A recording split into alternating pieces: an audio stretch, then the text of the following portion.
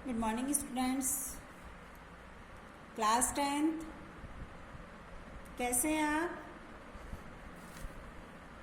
Class 10th के सभी बच्चे अपनी हिंदी की बुक खोलिए। आइए निकालिए चैप्टर 1 काव्यखंड खोलिए। पहले हिंदी में आज हम आपको काव्य खंड पढ़ाएंगे और काव्य खंड में पढ़ाएंगे चैप्टर फर्स्ट में है आपके सूरदास। आइए हम आपको इनके बारे में थोड़ा सा कुछ बता दें। पहले बताइए बच्चों, सूरदास जी कौन सी काव्य धारा के प्रतिनिधि कवि हैं?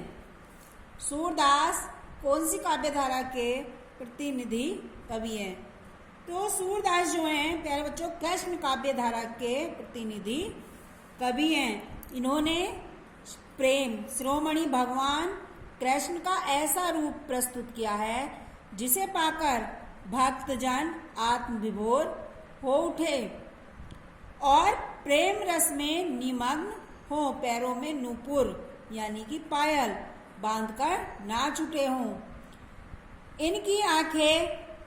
इनकी अंधी आंखों ने जिस रूप और भाव सौंदर्य को देखा है उसे देखने के लिए 400 वर्षों से कवियों की आंखें तरस रही हैं।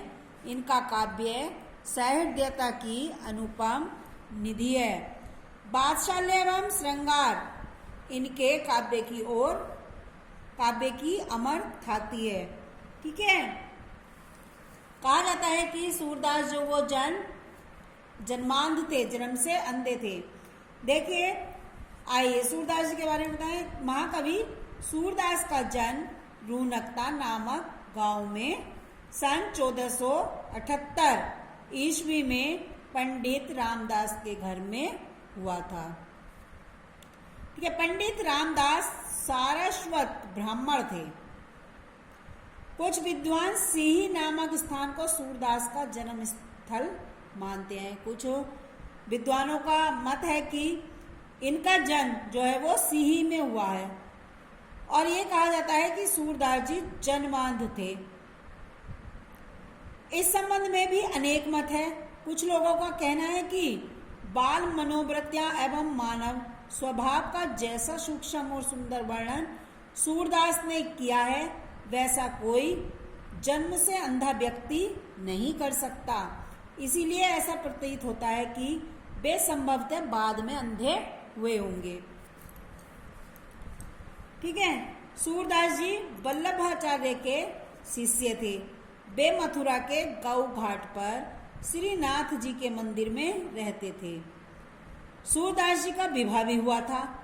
विरक्त होने से पहले वे अपने परिवार के साथ ही रहा करते थे।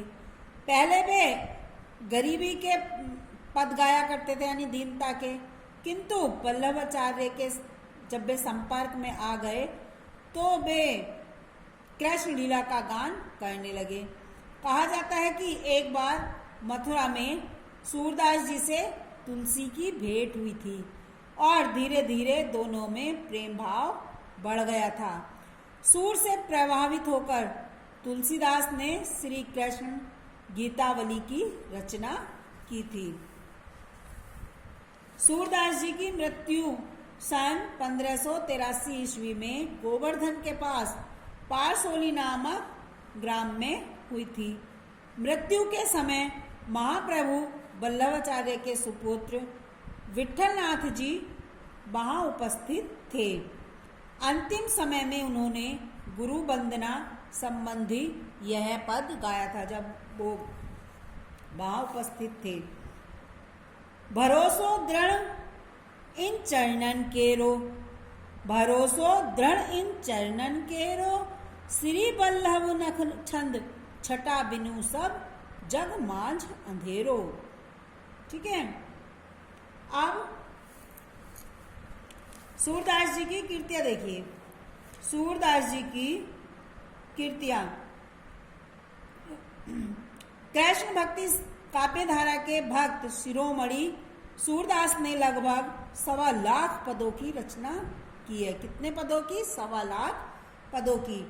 काशी नागरी प्रचारणी सभा की खोज तथा पुस्तकालय में सुरक्षित नामावली के अनुसार सूरदास के ग्रंथों की संख्या 25 मानी जाती है, किंतु उनके 3 ग्रंथ ही उपलब्ध हुए हैं। उन सब में से एक सूरसागर, सूरसारावली और साहित्य लहरी। सूरसागर में सूरदास की यह एकमात्र प्रामाणिक कृति है। इसके 1.25 लाख पदों में केवल 8-10 हजार पद ही उपलब्ध हो पाए हैं। संपूर्ण सूरसागर एक गीति काव्य है। इसके पद तन्मयता के साथ गाए जाते हैं। ठीक है। और सूरसारावली इस ग्रंथ को सूरसागर की अनुक्रमणिका कहें तो कोई अत्युक्ति नहीं होगी। इसमें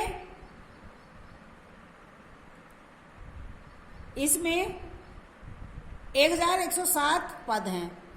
इस ग्रंथ में सूरसागर के 12 स्कंधों का एक सार किया गया है।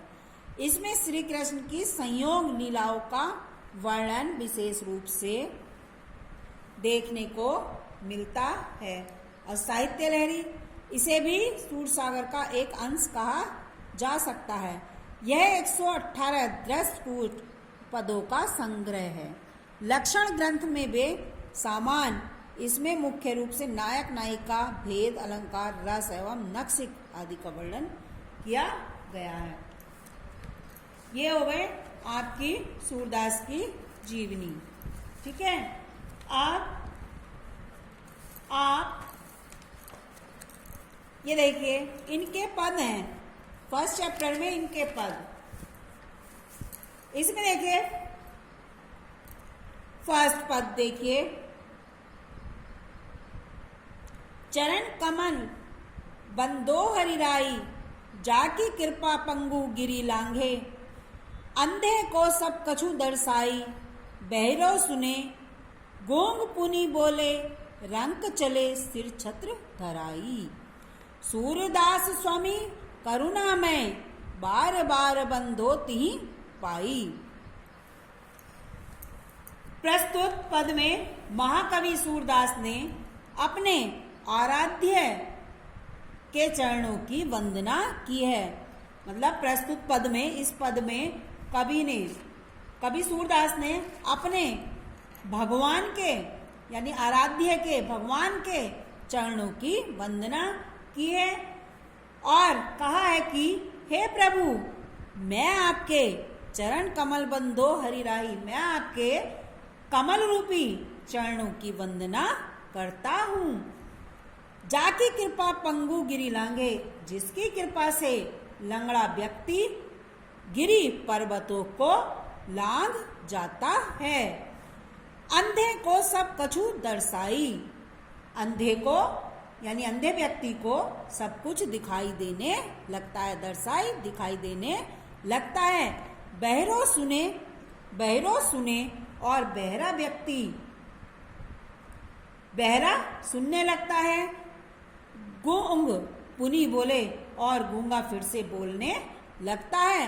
रंक चले सिर छत्र धराई, और जो भिखारी है रंक, और जो भिखारी है वो मुकुटधारी राजा बन जाता है।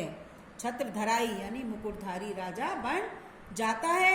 सूरदास स्वामी करुणा में, सूरदास जी कहते हैं कि हे करुणा में स्वामी, मैं ऐसे अद्भुत चरणों की बार बार वंदना करता हूँ। सूरदास जी कहते हैं कि हे करुणा में स्वामी, मैं आपके अद्भुत चरणों की बार बार वंदना करता हूँ। आइए देखिए, इसमें काव्य का सौंदर्य देखिए। इसमें ईश्वर के चरणों की महिमा व्यक्त करते हुए उनके प्रति भक्ति भाव की शक्ति का महत्व बताया गया है प्रस्तुत पद में। इनकी भाषा जो है वो है ब्रज भाषा, ब्रज है। भक्ति रस है, रस जो है वो भक्ति है, क्योंकि इन्होंने भक्ति भक्ति की है, इसलिए रस जो है वो भक्ति है। गुण प्रसाद है। अलंकार रूपक, अनुप्रास और पुनरावृत्ति प्रकाश है।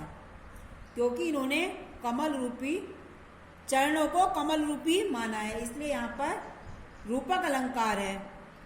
और एक ही वर्ण की कई बार आवृत्ति हुई है। हरी हरी, गूंगा, इस टाइप से कौन सा वर्ण की जाके कै वर्ण की कई बार आवृत्ति हुई है, इसलिए यहाँ अनुप्रास अलंकार है और पद गय है। ठीक है, ये हो गया आपका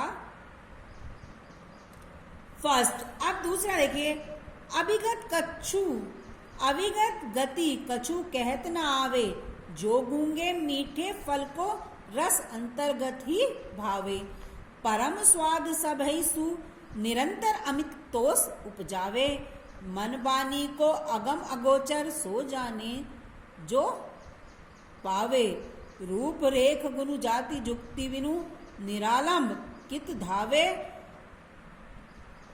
सब विधि अगम विचार ही ताते सूर सगुन पद कावे। प्रस्तुत पद में महाकवि सूरदास ने निराकार ब्रह्मा की उपासना को अत्यधिक कठिन बताया है। इसी के साथ साकार ब्रह्मा की उपासना को सब धारण के लिए सरल बताते हुए उसी का समर्थन भी किया है। यानी कि उन्होंने उस निराकार ब्रह्मा की साधना को बहुत कठिन बताया है और कहा है कि साकार ब्रह्मा की उपासना को सरल बताते हुए उसी का समर्थन किया है। उन्होंने कहा है कि अभिगत कछु, अभिगत गति कछु कहत ना आवे, उस निराकार, अभिगत उस निराकार ब्रह्मा की स्थिति का वर्णन नहीं किया जा सकता, अर्थात वह अनिर्वचनीय है। उस निराकार ब्रह्मा की स्थिति का वर्णन नहीं किया जा सकता। जिस प्रकार जो गूंगे मीठे फल को, जिस प्रकार गूंगा व्यक्ति केवल मीठे फल को खा सकता है, उसका गुणगान नहीं कर सकता, केवल अपने हृदय में ही अनुभव कर सकता है, उसका वर्णन नहीं कर सकता, उसी प्रकार आनंद से भरे हुए और रसमय ईश्वर को प्राप्त करने का अलौकिक आनंद सभी को निरंतर अत्यधिक संतोष प्रदान करता है। मन और वाणी द्वारा उस परम ब्रह्मा परमात्मा तक नहीं पहुंचा जा सकता। उसी प्रकार भक्त है, केवल उसकी भक्ति को अपने अंदर ही महसूस कर सकते हैं।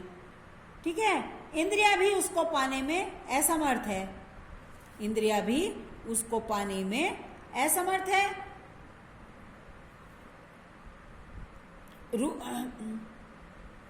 परम स्वाद सबहि सु निरंतर अमित तोष उपजावे, उसे तो वही जान सकता है जो उसे प्राप्त कर लेता है। जिसने उसकी भक्ति को पा लिया, उसने समझ लो उसे प्राप्त कर लिया। उस निरंकार भगवान की, उस निराकार ब्रह्मा का न तो कोई रूप है, न कोई पहचान है, न कोई उसके हमें गुणों का ही पता है। अतः बिना किसी आधार के कहाँ कहाँ दौड़ते रहें। अंत में सूरदास जी कहते हैं कि निर्गुणों को सब प्रकार से अगम्य मानकर मैं उस साकार ब्रह्मा की लीलाओं का वर्णन करता हूँ।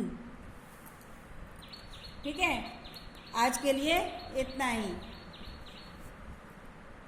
धन्यवाद बच्चों।